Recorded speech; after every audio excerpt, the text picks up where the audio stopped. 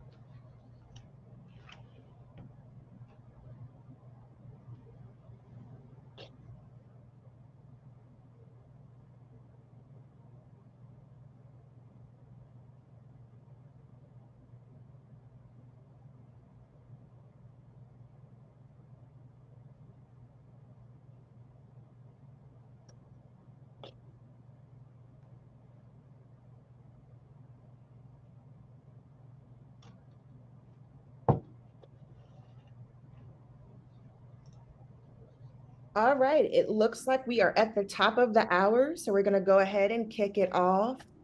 Again, thank you everyone for joining us for this great discussion today. Excited for this one.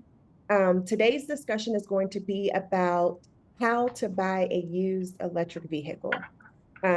So we have some great panelists that have logged on with us. Stuart Gardner recently purchased a used EV, and then we have Mindy here from Carter Myers Automotive, who is a salesperson expert.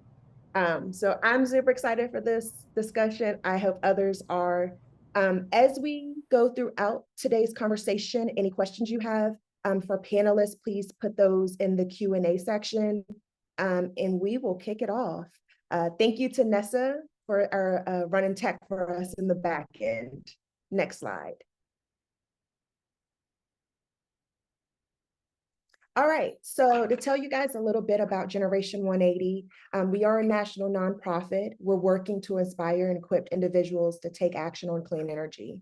And you may be wondering, how are we doing that? We do that through a few campaigns. One is Flip Script, that's moving from your doom and gloom to an optimism narrative, right? Everyone has a role to play, no matter how big or small. Our other campaigns are Electrify Our Schools. That is a campaign focused on electrifying the fleet within school systems, as well as bringing solar to that school. That way it allows the schools to open up their funding to put in other avenues within the school. Our last campaign is Electrify Your Life. And so that's making those clean energy actions within your home, in your car, and in your community. Next slide.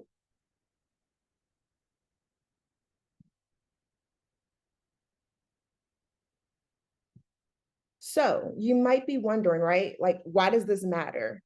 So a little bit about the reason this discussion came about, or the idea, is that you hear that, a lot about new car sales, but we don't hear a lot about used car sales. And in fact, used car sales make a majority of America's car sales. So for instance, in 2023, 16 million new cars were sold versus 36 million being sold. That's a big difference, right? When it comes to EV adoption, 64% have been cited that the purchase price is the key barrier. And so a used car is going to be cheaper than a new car. So that's a little bit of why we're having this discussion today. And there are a plethora of affordable used EVs available across the country. Plus, let's not leave out that there is the $4,000 incentive for used EVs through the Inflation Reduction Act. Next slide. So, as I mentioned at the top of this discussion, we have Stuart here, who is a used EV owner, and we have Mindy. So, let's kick off the fun stuff and find out why and how to buy a used EV. So, one of the questions we have here at the top is, And I think we can start off with you, Stuart, and then kind of go to Mindy as our expert person to kind of back up some of what you are feeling as your experience. We hear that price is the top barrier for someone considering an EV. And it seems like in the pre-owned market could be a great way around this. Can you tell us a little bit about your experience when purchasing your used EV? Yeah, thanks, Shakaya, and thanks, Gen 180, and good to see you, Mindy. Totally, price was my motivator too.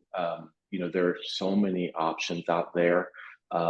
I didn't want to break the bank, but I wanted to drive electric. I signed that pledge that said my next car will be electric. So when I started shopping, I kind of had a price point in mind, and that is kind of what led me to the secondhand market or pre-owned market. So for me, it was totally all about price. I knew I wanted an electric vehicle.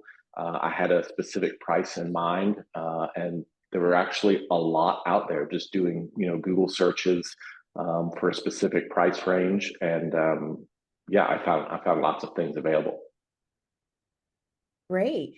So, Mindy, could you maybe share a little bit from the car sales side, especially when a buyer is coming in and looking for options and price might be that barrier for them when looking at an EV? Absolutely. It is a challenge. Price is a big thing when it comes to EVs.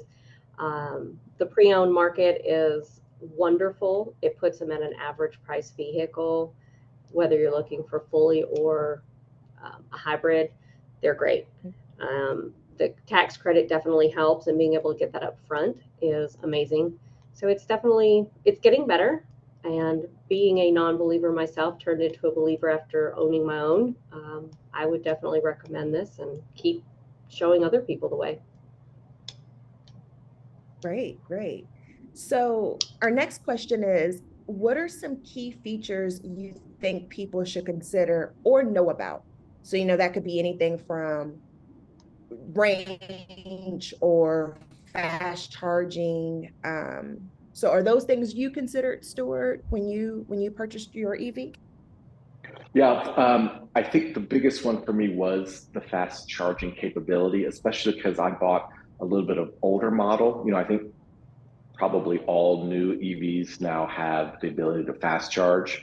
Um, that's at level 3, like the supercharging type of charging. But older EVs, mine's a 2017.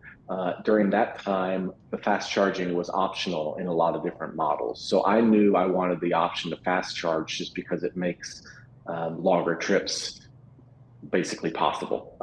So you're talking about 20 minutes to charge as opposed to a couple hours. So I knew that if I wanted this vehicle to kind of open up where I could go, I wanted to have that fast charging. So that was definitely one of the filters you can click about fast charging, or if you just do a little research, you can see like which models had fast charging as standard, or some models have fast charging as an option on certain trim levels.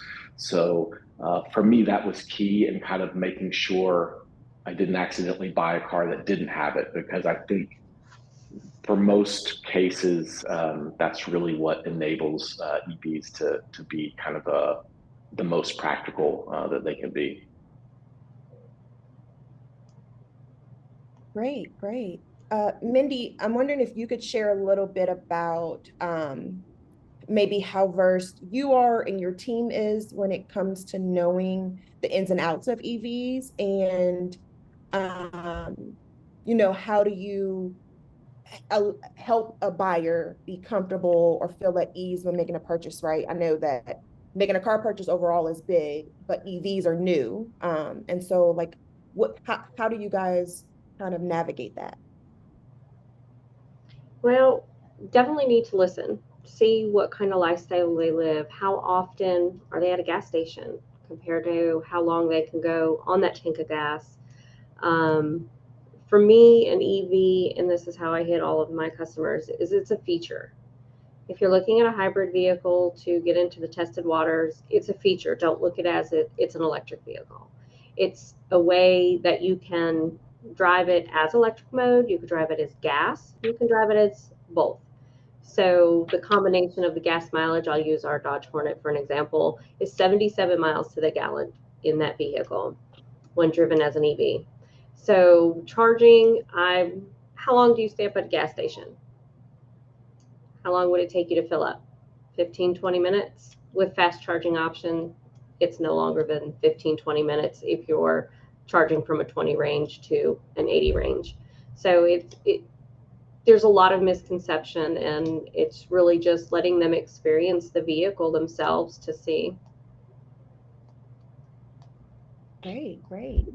Lots of great questions coming in here, folks. One good question I think would be for you, Wendy, is there a way to know the life of a used EV battery? And I think that's a big question for car buyers that's looking to make that transition to an EV. Well, the battery is, you get an 8-year warranty on this battery to begin with. It's amazing. However, in order for you to really manually calculate, it would be like you calculating your mileage with a gas tank. How far did I go? Fill it up. It's the same with an EV. If you really want to check the battery life, you're going to want to do the same thing. Charge it up, see how many miles. You should get around the estimated miles on your vehicle. If you notice that you're getting a lot less, then it's definitely time to have that checked. But usually they last between 8 to 10 years. And so that warranty that you're talking about, that's a warranty on used EVs as well, not just new, the 8-year warranty. Correct. Yeah, that's on your battery. Mm-hmm. Okay, awesome. Stuart, I think you were going to add something. Yeah, and that's like, I've heard a lot of people talking about, they were, warning me, about used EVs and the batteries are going to be bad. But to Mindy's point, I just had the dealer fully charge it, and then you see what the spec is, X amount of range, and you can compare that to the fully charged battery. And that's kind of how I justified it. And it was, it's a 7-year-old car, and it had the exact range that it said that it should. And to the thing about the warranty, gas cars had that same 8 years, 80,000 miles, or 872, or, Mm-hmm.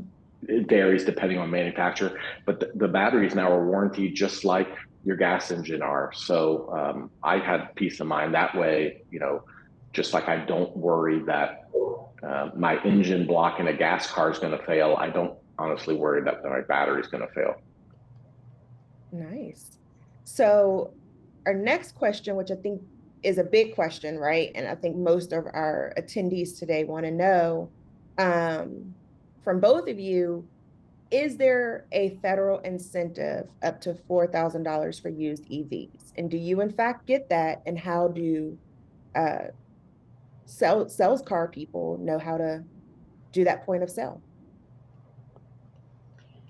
We actually will go to the IRS website to make sure someone qualifies, so that's not something that they are going to be charged back. But it is definitely a question for a tax advisor to make sure, if somebody is borderline worried about that, a tax advisor definitely is the right person to talk to. But there are guidelines. It's income. It's, are you a single family? Are you dual family? Mm-hmm. So there are guidelines to qualify, but you do get it, and you do get it up front. So it is great. Were you able to utilize the tax credit, Stuart, with your EV? I mean, that's what's amazing is, because price is such an issue. I mean, $4,000 you can take either as a tax credit or upfront. I mean, I think everyone has their own rationale of which one to go, but if you can have a lower monthly payment upfront because the purchase price is lower, I feel like that's a no-brainer, and especially because it's cheaper at the beginning than a new one. I think that's like, it opens up lots of new owners and kind of makes electric vehicles much more accessible because, hey, there's lots of options now, and they're even cheaper than they would be otherwise. Nice. So let's see, lots of great questions in the chat. Keep putting them in there. I see one question, Mindy, and I know you've talked a little bit about this, hybrid versus a used EV, right? But we have a question here about what are the decision points regarding a hybrid versus an EV? And if you have someone that comes in that's on the fence or is like, oh, I would rather try this this used EV first. How do you kind of help them through that discussion? Well, again, it's really depending upon questions. What are your main focus points? Again, do you do a lot of stop and go driving? Do you do a lot of interstate driving? These are questions that I always ask.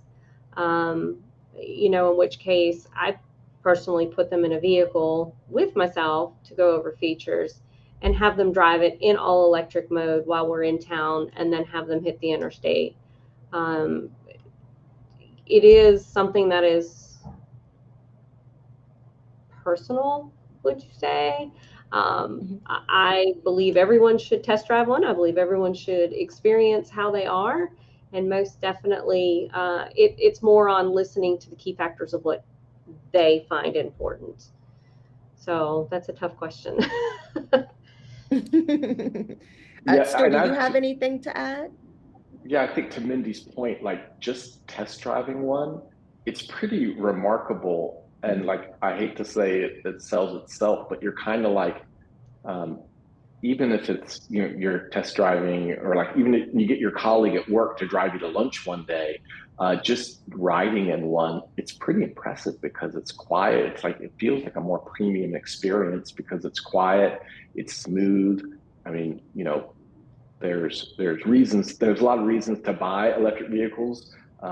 Saving money on gas and maintenance, no tailpipe emissions, but also like if you're just kind of a car person and like innovation, it's pretty cool technology just from automotive evolution perspective. So my recommendation was always like, yeah, just drive it or ride in it and see if you like it.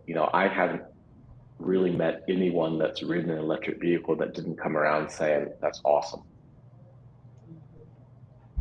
Yeah. Yeah. Okay. Um, let's see. Our next question is, can you talk a little bit about the standard of training for salespeople to ensure that they are providing accurate information for consumers, especially when you talk about the technology, right? Generally speaking, versus what it looks like for specific vehicles. Could you touch a little bit on that, Mindy? Absolutely. Here they have to go through a complete training course with tests at the end. We also have to get out and drive them. Our bosses highly recommend getting in it, taking it to lunch, driving it down the road to know what it feels like. And again, that's, the whole reason I bought one myself was to get that experience, to get that knowledge and really understand it. But here you are trained, you go through what's called an EV boot camp. Uh, so you have to explain the features. You have to be able to really understand everything before you become an expert to be able to tell other people about it.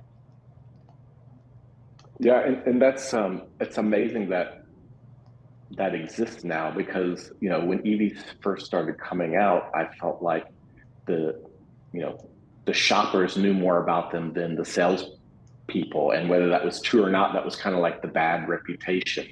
But now, because EVs are becoming more mainstream and people have more experience with it, yeah, the dealers, my dealer could answer any question I had about it. I was pretty impressed, actually. I would still recommend um, to do a little bit of research, just like you would any car, but just take the time to read reviews about the car and kind of the features and benefits. There's a lot of stuff out there, whether it's like car and driver type magazines. They do reviews of cars, and you can find old reviews. But there's a lot of online sources out there to read about what people like and don't like about the car. So then when you look at it, you can be like, oh, they said I should look out for this, and you can kind of check that out. Um, but yeah, I mean, I think the key is kind of make sure you also educate yourself in addition to the insight that your salesperson might have. And I think you made a good point there, Stuart. Um, is there any particular resources that were your go-tos when doing your research? I know, like you said, there's a lot out there, but is there some good trusted ones that you said, yes, this is solid? I could depend on this information. I have Mindy's cell phone number, and I just call her constantly and say, hey, what about this, Mindy? No, I think I used, I searched the basically the make and model and the year, and then a bunch of options, a bunch of reviews came up. But um, Edmunds is a great tool where they have reviews. Car Gurus, the dealers themselves, they have pretty, like Mindy's dealer, they have a lot of resources. Organizations like Gen 180 have a resource library where you can ask questions and read up on it. So most of my research was online. The other one that's really good is if you can find someone that has the same car as you're looking at and just being like, hey, Shakay, I see you drive this. Do you like it? And that can sometimes have really good results because you get, kind of the honest answer of what someone likes about it or not. So I would say people who already have that car and then online. And then once if you do go to a dealer, kind of double checking all your assumptions with that salesperson. Okay, nice. So we have a question here. Stuart, Uh-oh. audience wants to know, what EV do you drive? I mean, I think the message is generally is, it's not which EV you drive, but that you drive one. But I bought a 2017 i3, which is a little hatchback. And for me, it's great. I live in Charlottesville, Virginia. It's a smaller town, and most of my driving is local. And yeah, I love it. It feels really fun. I think that's how I would describe it. It feels really fun. Great. How about you, Mindy? You mentioned you drive an EV as well, and you were on the fence at first. I was actually, and I didn't even go hybrid. I jumped all in, both feet, just did it. I have a Volkswagen ID4, and it is Nice. absolutely amazing. It's fun, it's fast, and it's definitely roomy. Okay. That's a good point. Oh, sorry, Shakaya. No, But no, you go. my mine is a hatchback, and because of the way, again, like the engineering cool factor of EVs, because the way there's no um, transmission tunnel and all that stuff. It's more roomy than a lot of other cars that I've been in, gas cars. Like there's a lot of room. Even I have a baby seat in the back, and my knees aren't in my chest. Um, there's loads of room in those cars. So I think that's like some of those benefits that maybe you don't realize until you ride in an EV. They're just more spacious. Also, sorry. Nope, good, all good. Is there any type of certifications that you can get with an EV, kind of similar to like an ICE car? Like I know a ASME type of certification, or is that kind of like there's less moving parts, so it doesn't need that type of certification?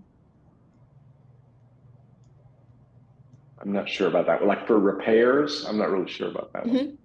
Our question is, EV mechanics and technicians get Uh, ASME certified like ICE mechanics. Is that required? And that would be a question for you, Mindy. They are. They also have to go through, although, you don't really see a lot of maintenance on EVs. Knock on wood, I haven't had any issues with mine other than rotating tires. That's the only maintenance I have on my vehicle. But they all have to. We have master techs, and they are certified in certain areas, but absolutely, they are all certified if you're a master tech, and you can ask for a master tech when you come in just to ensure that it is being handled by the right person. Awesome. So I know we're almost here at time. Um, so I have two last final questions. One is, what is the most important thing to keep in mind when shopping for a used EV? uh, I'll start. I think the one is price, and talking with your dealer and making sure that you know whether or not you or your vehicle qualifies for that tax credit up to $4,000. That's a lot and can make a big difference in your monthly payment, especially if you choose to have that be taken off, the purchase price instead of the tax credit.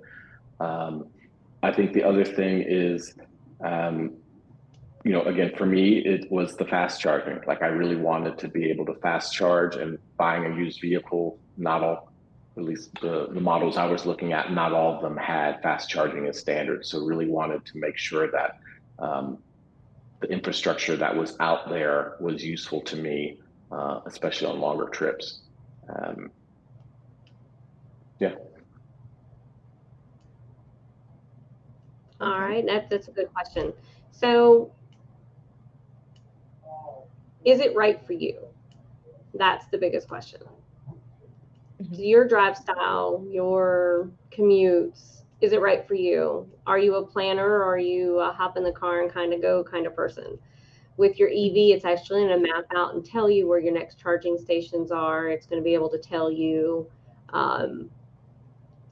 just like your GPS will tell you your gas station is 50 miles away. Well, your EV stations sometimes are a little bit further than that, right, Stuart? But you learn to plan around that, and you can still use it. But really, it's still going to come down to what's your lifestyle.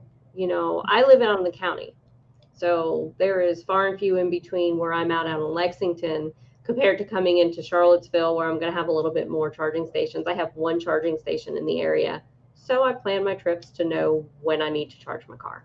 Yes. Again, no issues. I love it. I will do it again. Last question. Stuart, will you go back to a gas car? My next car will be electric too. It's really easy. And I have charging at work where I work, so I don't even have a home charger. I don't have a standalone garage, so I was trying to initially. I was like, okay, where am I going to charge? But I have charging at work, so I have an extension cord that I can use if I need to. But once a week I'll charge at work, and it's been great. So yeah, my next car will be electric for sure. What about you, Mindy? Oh yes, definitely. I'm all in now. I'm all in. I love it. Awesome. This was a great discussion. I get into my daughter's car and I forget that I have to turn the car off because, I get in and out and it turns on and shuts off just by the pressure on the seat. So it's like, oops. I'm like, Mom, you gonna turn off the car? I'm like, sorry, I forget. It's great. Now I'm all electric now. Nice. That's exciting. Well, thank you guys for a great conversation today. It was super fun, very informational. We do have a few more slides before we close out. Nessa, if you want to bring our slide deck back up. So if you're wondering what can you do and feeling super inspired like I am after this conversation, if you're on this call and you're already an EV owner, we have a great ambassador network. So join our community. We would love to have you. Next slide.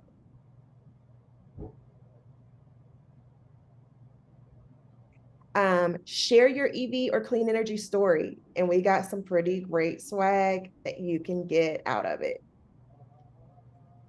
Next slide.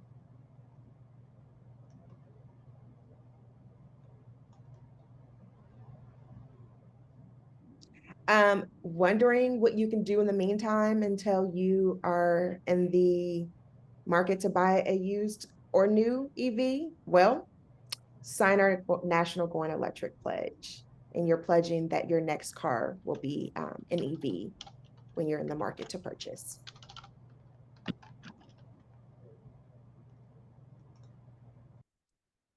Next slide. And then, are you interested in learning other ways, right? Maybe you're not ready to purchase an EV just yet, but there are other things that you want to do.